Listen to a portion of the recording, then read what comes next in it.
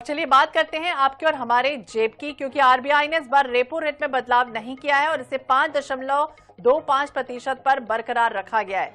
यानी लोन महंगे नहीं होंगे और आपकी ईएमआई भी नहीं बढ़ेगी। आरबीआई गवर्नर संजय मल्होत्रा ने 6 फरवरी को मॉनेटरी पॉलिसी कमेटी की मीटिंग में ये बड़ा फैसला लिया है। ये जानकारी दी है कि reserve bank of India RBI ने दिसंबर में ब्याज दर 0.25% घटाकर 5.25% किया।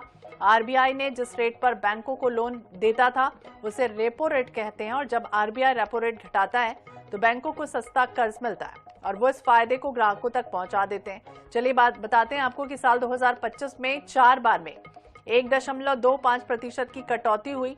बहरहाल आरबीआई गवर्नर ने 3 और बड़ी बातों की भी जानकारी दी है। यानी अब छोटे अमाउंट वाले फ्रॉड ट्रांजैक्शन में नुकसान झेलने वाले ग्राहकों को 25,000 रुपए तक का मुआवजा दिया जाएगा। दूसरी बात यह भी है कि आरबीआई ने जीडीपी के बढ़ने का अनुमान लगाया है। इसके अलावा जो बेहद अहम है वो ये है कि आरबीआई महंगाई को लेकर स्थिति फिलहाल राहत भरी है। वित्त वर्ष 2026 के लिए रिटेल महंगाई दर के अनुमान 2% से बढ़ाकर 2.1% लगाया जा रहा है और इन आंकड़ों से संकेत मिल रहा है कि थोड़े समय के लिए कीमतों में थोड़ी तेजी आ सकती है, लेकिन कुल मिलाकर महंगाई आरबीआई के 2% से 6% दायरे के भीतर ही रहेगी।